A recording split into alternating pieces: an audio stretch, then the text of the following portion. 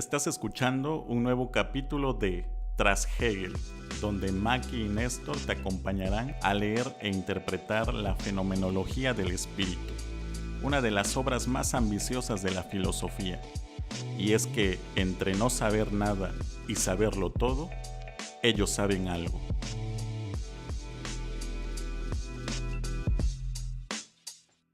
Hola, yo soy Maki. Y yo soy Néstor. En este capítulo estaremos dentro del prólogo, en el primer apartado, las tareas científicas del presente, y vamos a comentar la primera sección llamada La verdad como sistema científico. Ya desde ahí hay un poner... O sea, hay como una frase en medio de una frase, en medio de otra frase, y aquí en mi apunte dice: aclarar a dónde vamos y por qué. Eso se usa, pero lo importante no es el fin, es el desarrollo. Claro, ese es el punto, porque dice que parecería que en la obra filosófica es superfluo y es contraproducente el anteponer el objetivo de la obra.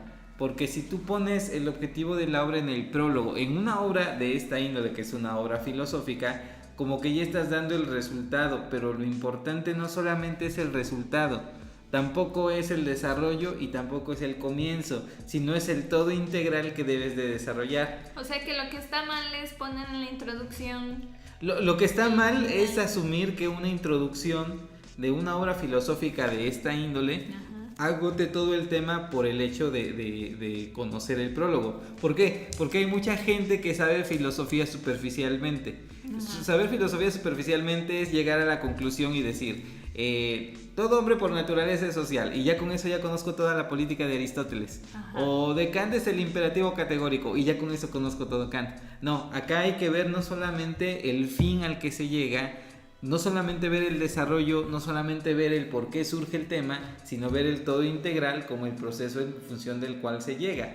Entonces, aquí es muy curioso porque tanto Hegel como Schopenhauer, que son dos autores que están en la antítesis, que dirá más adelante Hegel que pues también se pierde tiempo diciendo que dicen otros, ¿no? Claro, de hecho eso es lo que está diciendo, ¿no? Que no se trata de eso, de ver lo que dicen otros, porque incluso la fenomenología, si te das cuenta, no es una obra que se pase citando. Contrario a nuestras tesis contemporáneas, que a cualquier párrafo... Como dice fulano, sí, como dice ya está Telegano. la referencia y la referencia. Aquí lo importante no es tanto ver esto, sino tratar de ver el panorama general y no asumir que con el prólogo yo ya tengo dominado el tema. Es más, es parte como de una advertencia de Hegel de que tú vas a leer el prólogo y todavía no estamos tratando del tema en cuanto tal. Entonces no hagas filosofía de prólogos, haz filosofía verdadera. Métete al proceso mismo del hacer filosofía, algo así. O sea, así como decir, no pienses que sabes filosofía porque sabes las conclusiones, si no estás haciendo todo el proceso. Exactamente. Y por eso tu notita al pie, que es muy, muy interesante, que dice tu nota al pie de página, tu nota personal. Dice aclarar a dónde vamos y por qué. Y luego aquí puse, eso se usa, pero lo importante no es el fin, es el desarrollo. Y el todo, porque a lo mejor no solamente el desarrollo, el fin y el inicio, el todo integral, porque es todo el proceso, es como la vida misma. Aunque tú llegues a ser una persona, no sé, feliz al final de tu vida, lo importante es cómo es que te construiste como persona al final de tu vida. Por decir como esa frasecita de no importa el destino, importa el viaje. Algo así, nada más que pero pues ya desde el principio está siendo muy duro Hegel, ¿no? Así muy como duro. diciendo, no puedes decir realmente que sabes filosofía si lo único que sabes hacer es citar las conclusiones, ¿no? Exactamente. Máquina. ¡Qué fuerte! En efecto, lo que sería oportuno decir en un prólogo acerca de la filosofía, algo así como una indicación histórica con respecto a la tendencia y al punto de vista, al contenido general y a los resultados, un conjunto de afirmaciones y aseveraciones sueltas y dispersas acerca de la verdad, no puede ser valedero en cuanto al modo y la manera en que la verdad filosófica debe exponerse. Perfecto, ahí es una cuestión metodológica, porque nuestro objeto o nuestro tema estudio es la verdad filosófica. Entonces la verdad filosófica no se puede presentar como otro tipo de trabajos. En otro tipo de trabajos tú adelantas tus conclusiones, como dice, frases sueltas, así lo haces interesante. O como en los papers, los papers, los papers. científicos, que es el brief, ¿no? Exactamente. Eso sería el contraejemplo perfecto de Hegel, el objetivo, el abstract. Aniquila toda la obra filosófica, al menos para Hegel, porque la verdad filosófica deviene y tú debes de ir deviniendo con esa verdad filosófica. O sea, no se puede uno adelantar porque, o sea, no es el fin, sino todo. Todo, el todo. Esa es la apariencia que muestra la filosofía. Aparentemente, lo universal de la conclusión incluye lo particular del desarrollo. Aparentemente, pero dice Hegel, eso es mera apariencia. O sea, lo que se hace normalmente en filosofía es decir, como ya te estoy dando aquí mi conclusión, sí, eso ya incluye pues todo ya el damos desarrollo. por hecho que contiene lo particular, ¿no? La verdad de lo particular. Aquí yo lo entendía que, por ejemplo, en la anatomía no decimos, ya aquí está el cuerpo, ¿no? Claro. Sino que nos vamos poco a poquito, en cada sistema, cada parte. Claro, que tiene que ser tan específicamente desarrollado porque la anatomía incluye esa serie de particularidades, aunque generalmente es la anatomía en general. Pero esa es la manera de proceder de la anatomía, que parece muy distinta a la que hace la filosofía habitualmente. Yo creo que Hegel está diciendo, así como procede la anatomía tan detallada en cada una de sus partes, de la misma manera la filosofía en su exposición de la verdad debe de ser tan detallada como la anatomía. Y por eso tenemos 50,000 millones de páginas de la fenomenología del espíritu. Que es solamente la introducción al sistema de Hegel.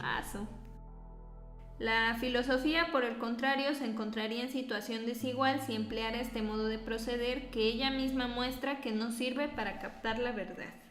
Pues sí, ¿no? En buena medida lo que trataremos de hacer es ir tan detalladamente como la anatomía, seguir el proceso de cómo se le presenta la verdad a la conciencia en el propio devenir de la conciencia.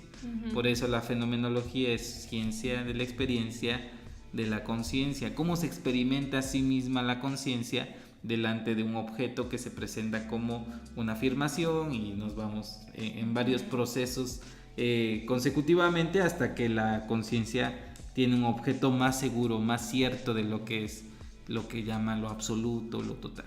Pero bueno, ahí lo que se está resaltando es precisamente cuál es la manera en que se presenta la verdad filosófica y cómo esta verdad filosófica debe de presentarse o debe de devenir en un tipo de tratado como la fenomenología del espíritu. Por eso yo creo que se llama el apartado las tareas científicas del presente, y cómo esa verdad debe tener esta capacidad de presentarse sistemáticamente o científicamente, que acá hay que decir que no es la ciencia como la conocemos hoy como en la día. conocemos, que es una ciencia estrictamente empírica, una ciencia positivista hasta cierto punto, sino que ciencia es el conocimiento de lo absoluto. La noción de Hegel es un poco más general, más abstracta, más universal de ciencia. Entonces, cuando el apartado se llama, estamos en el 1, las tareas científicas del presente, y de ahí el 1, que es la verdad como sistema científico, es la verdad como sistema para conocer la verdad, no, el todo. Como sistema total, absoluto científico. Habría que ser más precisos, pero sí, ¿en qué entiende Hegel por cientificidad? Pero de entrada nos queda claro que es una ampliación del concepto de la ciencia empírica, porque me parece que la conciencia científica viene desarrollada aquí en fenomenología. Pero esta perspectiva científica para Hegel no va a ser un verdadero conocimiento de lo real, de lo total, de lo absoluto, sino que ciencia en el sentido hegeliano es conocimiento de la verdad absoluta de manera sistemática, pero no limitada al campo experiencial de la ciencia empírica. De que vamos a hacer experimentos. Y es más, ¿cuánto conocemos al mundo a partir de experimentos? Pues el punto de este párrafo enorme es que lo normal es que en trabajos científicos, y por científicos llámese el todo, sí, o sea, la ciencia hegeliana, lo que hacemos siempre es estar repitiendo conclusiones, sí, pensando que una conclusión ya contiene la verdad todo de lo particular. Que pues como yo estoy diciendo esto, pues ya, o sea, se asume que yo ya hice el esfuerzo de observar lo particular. Claro, que ya se incluye esa verdad particular en la verdad universal. Y entonces Hegel lo que dice es, No. Lo que importa es ser minuciosos, claro, y poner todo el proceso. Un poquito como cuando a los artistas les dicen que hay que enseñar el trabajo. O sea, aunque no esté completo, enseñar el proceso, claro, compartirlo, porque es parte de... Es parte de la obra, efectivamente, y en este caso también es una crítica a la filosofía de bote pronto, a la filosofía light, ¿no? Ajá. Que ya te dice una frase y ya con ello contiene mucha sabiduría, entre comillas, ¿no? Sí, todo hombre por naturaleza desea saber. Y ahí está todo Aristóteles, ajá, ¿no? Pero no. Yo soy aristotélico. Va más allá, pero podemos continuar. Pues sí. Dice, del mismo modo, la determinación de las relaciones que una obra filosófica cree guardar con otros intentos en torno al mismo tema suscita un interés extraño y oscurece aquello que importa en el conocimiento de la verdad. Está hasta subrayada mi frase. Ajá, la mía también. Por lo siguiente, que no importa a Hegel tanto hacer analogías, comparaciones o distanciamientos explícitos de decir yo me distingo de este o yo me distingo de aquel, porque en realidad eso no aclara, sino que oscurece el panorama, ¿no? Lo vuelve más confuso. Y bueno, vemos acá también cuando leamos lo demás que muy rara vez va citando a los autores con los cuales está dialogando. Es evidente que está dialogando con muchos autores, pero esto está más implícito que explícito, y para Hegel, en lugar de aclarar, va a confundir la situación de cómo debe de devenir en este caso la conciencia y la exposición de su propio objetivo, ¿no? Pero entonces, si no, lo que importa es el todo y el proceso y así, ¿por qué no le parece esa constante cuestión de estar citando autores? Porque pues son parte del mismo esfuerzo por descubrir el todo, ¿no? Sí, pero en este caso concreto, que el tema objetivo es ver a la conciencia y cómo esta conciencia se va autoexperimentando, el tema no es la relación de los autores. Cuando Hegel intenta hacer esta otra nueva historia del pensamiento, ahí ya entran todos los autores, allí aparece Plotino, ahí aparece Kant, ahí aparece Spinoza, y es una filosofía de la historia que es un camino distinto, pero a final de cuentas nos lleva a una conclusión similar. Ahí sí intervienen las opiniones de tal, las opiniones de cual, las opiniones de cual, pero aquí el objetivo no es ese. No se está planteando una filosofía de la historia explícitamente aquí. O una historia de la filosofía. Tampoco una historia de la filosofía. Lo importante aquí es, se está planteando una ciencia de la experiencia y de la conciencia. Lo importante es cómo deviene el espíritu o cómo la conciencia se autoexperimenta. Entonces, para no desviarnos de los autores, porque si cito un autor me fijo más en el autor que en la conciencia, preferimos quitar a los autores y vernos en cómo se está autoexperimentando a sí misma. No perder de vista el objeto clave. El objeto clave en este caso se llama conciencia. Incluso como que ayudaría entonces a no perdernos en...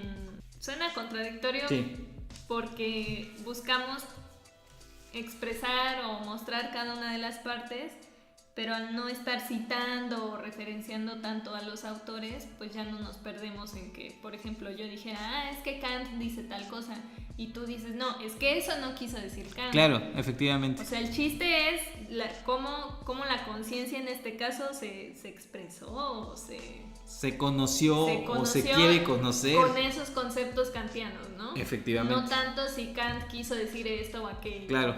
Sí, porque si no caemos en la eterna interpretación del otro y perdemos el objetivo real que nos estamos presentando, que es conciencia.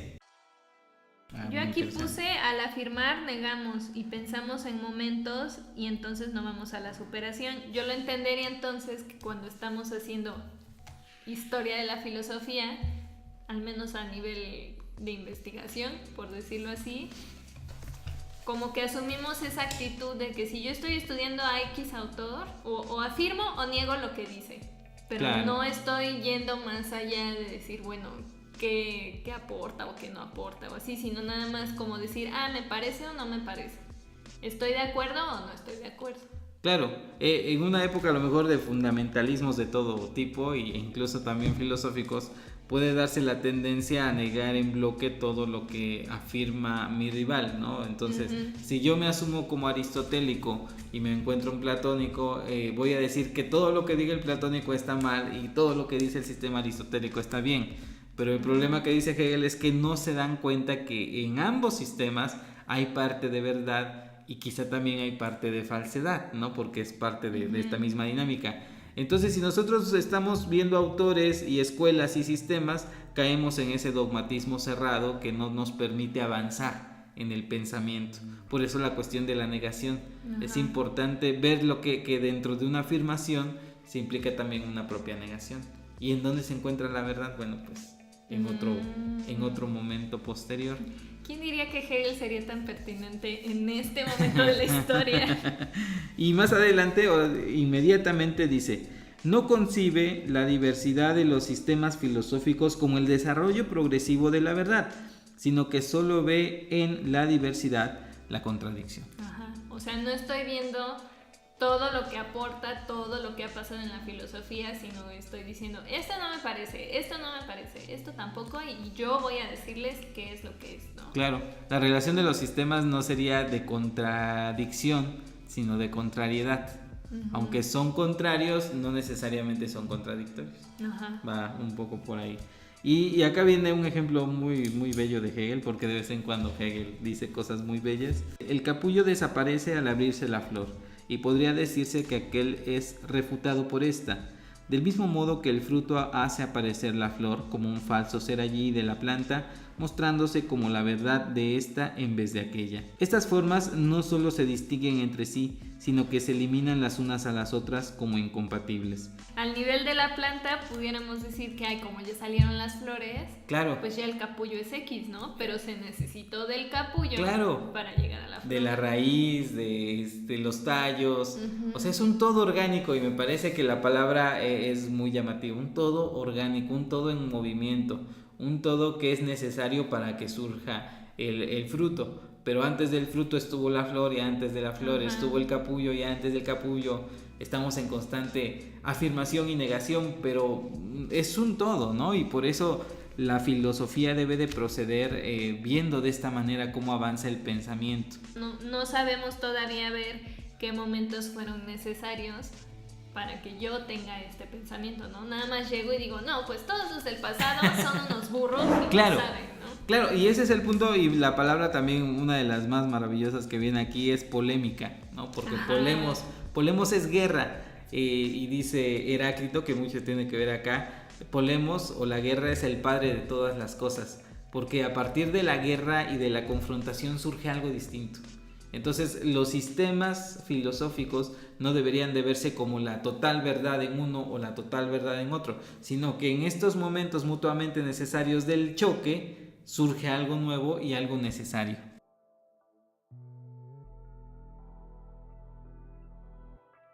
Y para combinar la apariencia de la seriedad y del esfuerzo con la renuncia efectiva a ellos. ¡Ya lo entendí! ¡Qué fuerte, Hegel! Se refiere a que al principio a lo mejor alguien podría llegar con Hegel y decirle, oye, pero ¿dónde vamos a encontrar más claro lo que quiere uno saber de un sistema filosófico si no es en sus conclusiones, ¿no? Efectivamente. O sea, ¿cómo vamos a saber más de Aristóteles si no es por el todo hombre por naturaleza desea saber? Y Hegel y dice, Hegel no. dice, no, porque eso es nada más como querer pretender que te esforzaste mucho por conocer filosofía, por conocer pensamiento filosófico, pero pues es para evitarte el esfuerzo de hacer filosofía. Claro, lo importante es hacer la filosofía y no repetir como un loro las frases ya sabidas de Aristóteles o de cualquiera, ¿no? Cuando dice, cuando semejante modo de proceder pretende ser algo más que el inicio del conocimiento, o sea, es decir, bueno, sí está bien que digas, Aristóteles decía esto, pero luego ¿qué? Claro. Si tú lo que pretendes es que con eso ya tienes el conocimiento completo, ahí es cuando estás mal.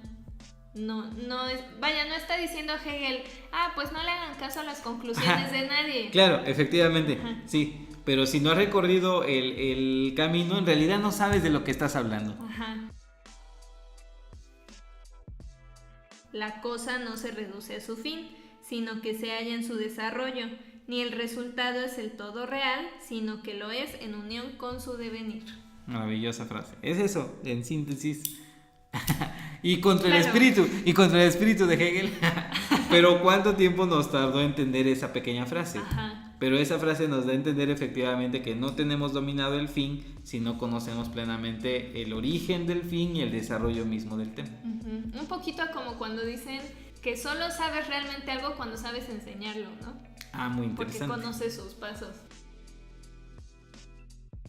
Es más fácil ser dogmático en realidad. Sí. Es más fácil hacer filosofía de conclusión. Pero cuando tratas de cambiar tus mismas categorías del pensamiento y entrar a pensar en realidad y no quedarte así como en la negación de que es esto y punto, ahí es cuando el pensamiento realmente está echando a andar al ratón, ¿no? Si realmente nos ponemos a pensar.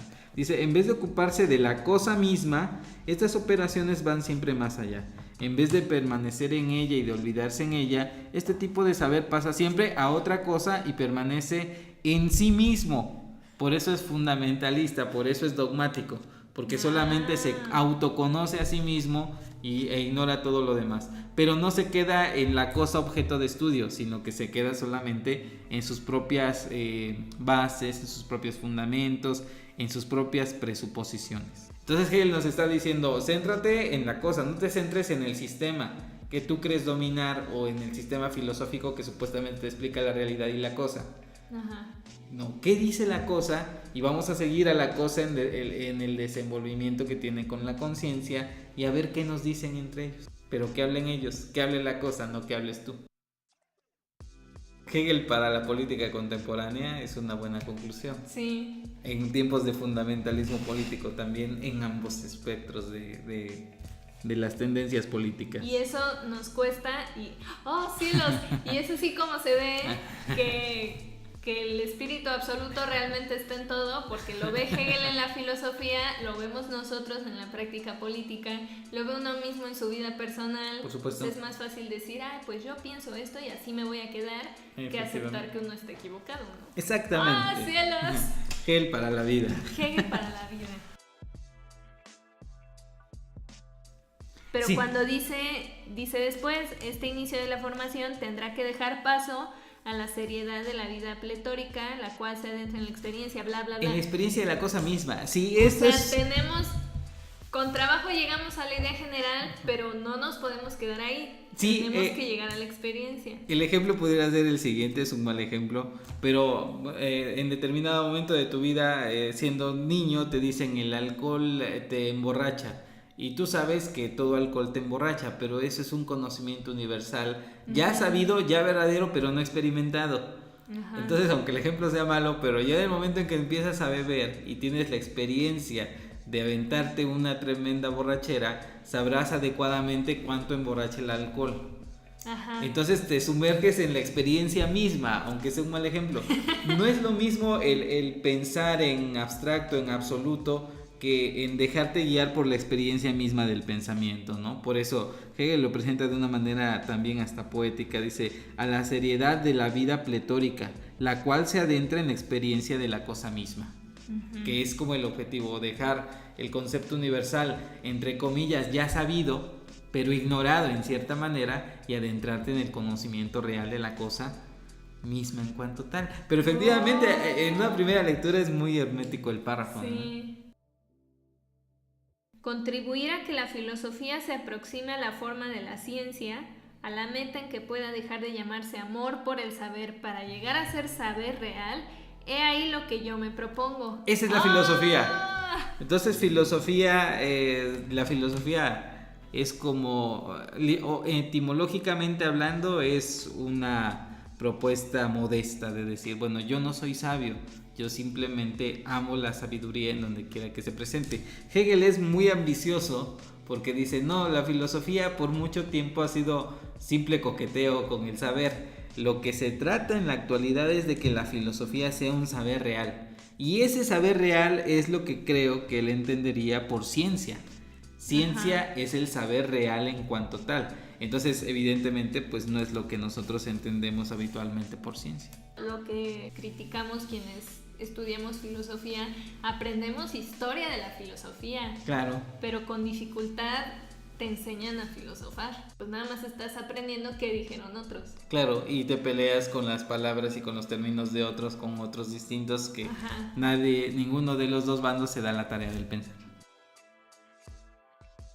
El demostrar que ha llegado la hora de que la filosofía se eleve al plano de la ciencia constituiría por tanto la única verdadera justificación de los intentos encaminados a este fin, ya que poniendo de manifiesto su necesidad, al mismo tiempo la desarrollarían. Y aquí yo puse mi notita, propósito de la fenomenología del espíritu. El punto es que el propósito de esta obra es dejar atrás la definición nominal de filosofía como amor por la sabiduría para llegar a un saber real. Bueno, pues esto ha sido todo por hoy. Los esperamos para el siguiente capítulo, en el cual estaremos comentando la segunda sección titulada La formación del presente. Yo soy Maki. Yo soy Néstor. Hasta pronto. Nos vemos.